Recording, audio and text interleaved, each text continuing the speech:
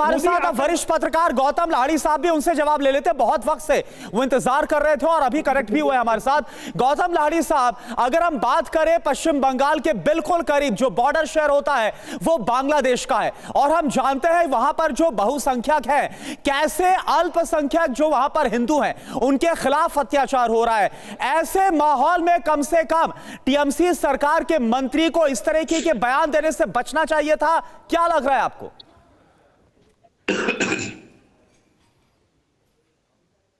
गौतम लाड़ी साहब, आपको आवाज मिल पा रही है? गौतम लाड़ी साहब को आवाज लग रहा है नहीं मिल रही है। करुणा चलिए जी जी बिल्कुल, आप इसका जवाब दीजिए विनोद जी। मैं कहना चाहता हूं, देखिए संजय जी बात को घुमा करके बचा करके कोशिश बहुत करी उन्होंने। मैं अप्रिशिएट करता हूं कि अपने नेता को बचाने के लिए कोई प्रवक्ता को ऐसा होना चाहिए, लेकिन आपके श्री दर्शक अच्छी तरह जानते हैं कि मैं हकीकत बता रहा हूँ। ठीक है संजय जी, मैं समझता हूँ। देखो आप एक अच्छे प्रवक्ता हैं और व्यक्तिगत रूप से मैं बहुत अच्छा है, आप अच्छे व्यक्ति हैं, लेकिन संजय जी सुन लेते हैं ना, पार्टी गलत है। आपको देखो जिहादियों की पैरोकारी करनी पड़ेगी। संजय जी मैं मानता हूँ आपकी पूरी तारीफ नहीं कर रहा, लेकिन मैं कहना हूँ नहीं होते। प्रदीप कुलेकर तो मेरे पार्टी में नहीं थे। प्रदीप कुलेकर मेरे पार्टी में अच्छा, एक एक करके बोलेंगे। संजय सरकार साहब, आपने बोला, अपनी बात को रखा, जो पॉइंट्स आपने जिन बिंदुओं को रेखांकित किया है, विनोद बंसल साहब जवाब दे रहे हैं आपका। एक बार आप सुन लीजिए ना उनको, फिर आपके पास आएंगे। संजय जी आप तक आवाज पहुंच रही, सुन लीजिए ना एक बार। विनोद बंसल जी कुछ बोल रहे हैं जी। विनोद जी, नहीं विनोद बंसल जी को बोलते हैं कुलेकर जो। संजय जी सुनो ना यार, संजय जी मैं आपको कुछ सलाह देना चाहता हूं। देखो आप एक अच्छे व्यक्ति हैं। जल्दी से सरकार साहब ऐसे मत कीजिए प्लीज प्लीज। मैं नहीं चाहता कि किसी का भी ऑडियो डाउन हो जी। बंसल साहब, देखिए संजय जी ने अपनी पार्टी को बचाने की भरसक प्रयत्न किया, और मैं कहता हूं अपने पार्टी के नेता को बचाना भी चाहिए, चाहे वो कुकर्म करके आए, कोई दिक्कत नहीं।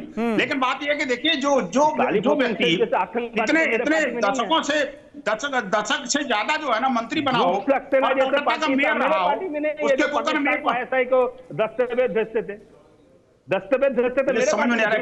संजय जी आप लगातार जब बोल रहे हैं तो ना तो आप क्या बोलना चाहते हैं वो समझ में आ रहा है, विनोद जी की बात भी समझ में नहीं आ रही है। ऐसे कैसे डिबेट में आतंकवादी तो आप भारतीय जनता पार्टी देखिए संजय जी बौखलाइए मत यार, कम से कम विषय पर आइए। देखिए तृणमूल कांग्रेस का जो कैरेक्टर है वो कैरेक्टर दुनिया आप जान चुकी है, सारे एक्सपोज हो चुकी है। उन्होंने कहा ना कि हम 33% हैं, ये भी जरा ध्यान देने वाली बात है।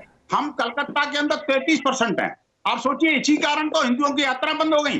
आप जो कह रहे थे ना, अभी जो बीजेपी के प्रवक्ता कह रहे थे कि दुर्गा पूजा को नहीं होने देते, आपको पता है दुर्गा पूजा को होने देने के लिए विश्व हिंदू परिषद को हाईकोर्ट में जाना पड़ा था। हमें हनुमान जयंती के दिन हाई कोर्ट जाना पड़ा था।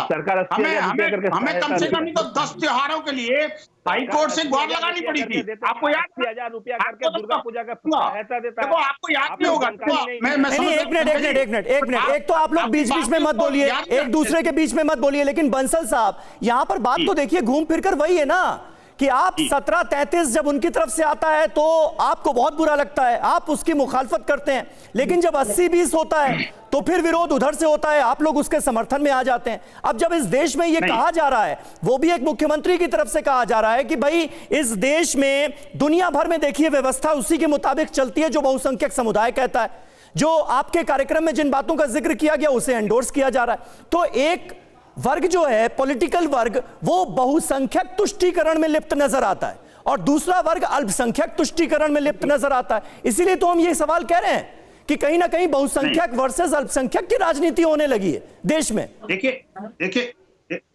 देखिए समीर भाई, हमने कभी नहीं कहा कि गैर मुसलमान बदकिस्मत हैं, उनको जल्दी इस्लाम कबूल कर लेना चाहिए। हमने कभी नहीं कहा कि न्याय मांगने की जगह हम देने वाले बनेंगे। हमने कभी नहीं कहा कि जो इस्लाम को नहीं मानता वो ऐसा है वैसा है।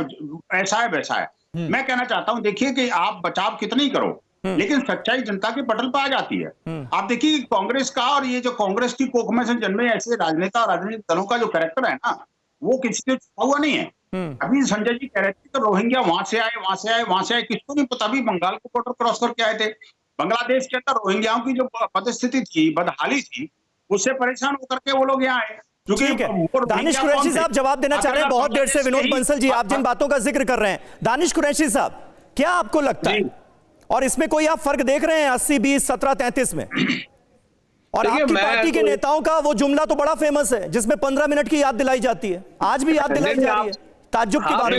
तो बहुत सारे जुमले आपको वही याद रहता है, आपको ये याद नहीं रहता कि उसके ऊपर एक फैसला आ चुका है। उसके बाद के जो नेता हैं जो 15 सेकंड की बात करते हैं उनकी बात नहीं होती, उसके बाद मस्जिद में घुस जाने की बात करते हैं उनकी बात नहीं होती, उसके बाद उनका वही नेता जो मस्जिद में घुस जाने की बात कहता है वो उनको ये कहता है कि भाई देश जो है सबकी बात करते हैं, चाहे वो 15 मिनट की बात हो, 15 सेकंड की बात हो, हम सवाल सबसे पूछते हैं और सवाल सबसे करते हैं, चाहे 80-20 हो या फिर 17-33 हो। जवाब दीजिए। अरे दानिश कुरैशी, आप क्यों सपोर्ट कर रहे हो? मैं आपको एक बात बताऊं, जस्टिस की जो बात है ना, जस्टिस की जो बात है, मैं आपको बताऊं, जस्टिस की बात यह है कि जब ज्ञान व्यापी मामला अदालत में होता है, अगले दिन सुनवाई होनी होती है, उसके एक दिन पहले प्रदेश का मुख्यमंत्री ये कहता है कि भाई इसमें मतलब हिंदुओं की आस्था है, ये है, व्हाट डज इट मीन? मतलब सीधा सीधा वो जुडिशरी को सीधा सवाल आपसे ये है, जो तमाम आप बयानात यहां पर गिना रहे हैं, आप क्या जस्टिफाई करना चाहते हैं जो कुछ फिरहाद हकीम की तरफ से बोला गया?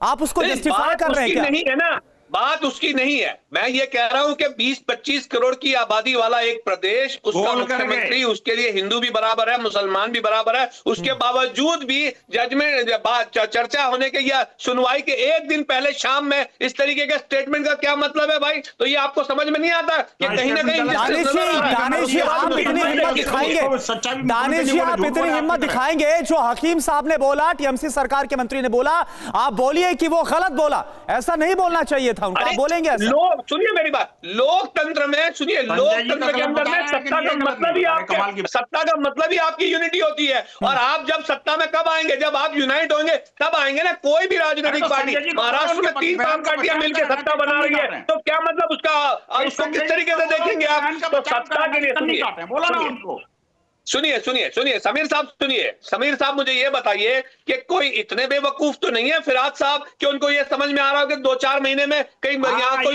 यानी आप ये बोल रहे हैं कि सत्ता में यूनिटी का जिक्र कर रहे हैं? ऐसा तो नहीं है, संजय जी, वो समाज के अलग-अलग वर्ग का जिक्र नहीं कर रहे हैं, बहुसंख्यक अल्पसंख्यक की बात नहीं कर रहे हैं।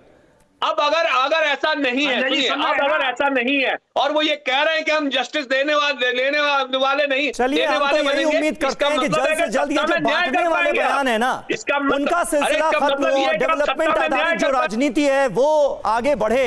और आमतौर पर हो यही रहा है कि पहले बांटने की बात करो और उसके बाद कहो कि हम यूनिटी की बात कर रहे हैं। ये अपने आप में बड़ा अजीबोगरीब है।